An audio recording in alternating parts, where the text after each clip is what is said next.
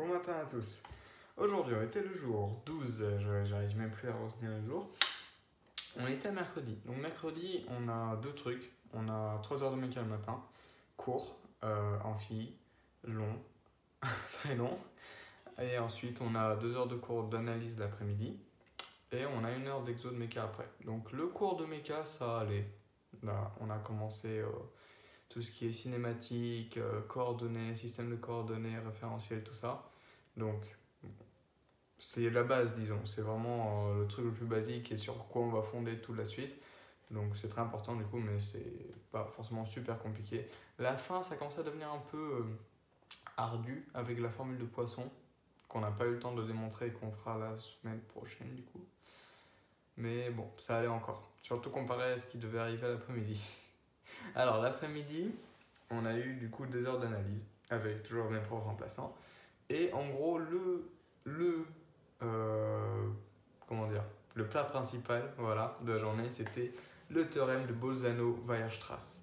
Donc en gros, c'est un théorème sur les suites, voilà, parce que c'est un peu ce qu'on est en train d'étudier en ce moment. Et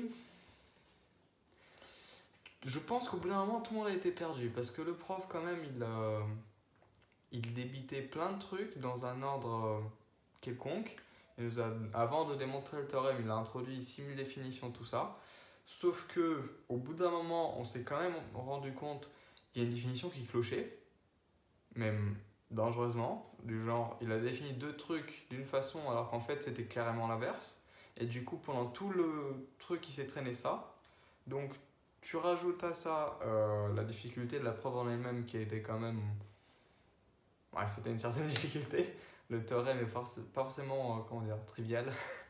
Donc bon, on était perdu. Je comptais vous parler d'autre chose aujourd'hui, mais non. Voilà sa faute. Enfin, sa faute. On a quand même vérifié. Donc, je vais vous montrer où est-ce qu'il a fait sa faute. Puis on s'est dit, bah, peut-être c'est nous qui avons tort. Mais on a vérifié bon, sur Internet parce qu'on est génération Y. On a vérifié ensuite dans le livre. Voilà, le bon doucher. On avait fait sur le bon doucher. Des deuxièmes années nous ont confirmé. Et non, il s'est bien trompé. En fait, voilà ce qu'on a fait. Donc on a défini ce que c'est la limite inférieure à supérieure. Donc en gros, lorsqu'on prend une suite xn bornée de réel, voilà, on pose yk une suite qui est définie par, pour tout yk, c'est le suprêmum de l'ensemble des xn tel que n est supérieur ou égal à k. Bon, et bien il se trouve que la limite de cette suite y, k, eh bien c'est ce qu'on appelle la limite supérieure. Sauf que lui il écrit inférieur. Ce qui est carrément le contraire en fait.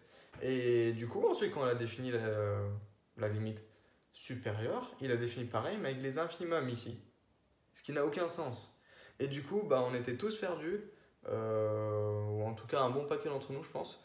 Tout le monde entendrait, mais il écrit quoi comme connerie là? Et voilà. Donc, devoir d'aujourd'hui, ça va être ça. Renseignez-vous là-dessus, les amis, et bah, aidez-moi. Aidez-moi à comprendre si on était vraiment fou et si c'est lui qui avait raison.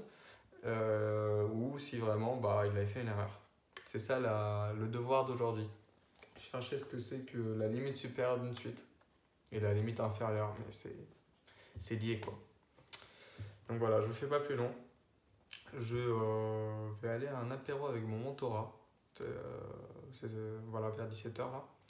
Donc c'est ça que je voulais vous parler aujourd'hui, de tout ce qui est mentorat et coaching. Donc c'est des trucs très propres à l'EPFL. Donc qui sont très utiles, notamment pour tout ce qui est encadrement des élèves, pour aider les élèves, tout ça. Mais je vous en parlerai une autre fois.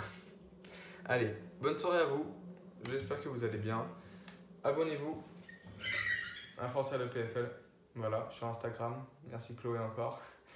Et bien, répondez la bonne parole de l'EPFL. Allez, tchuss.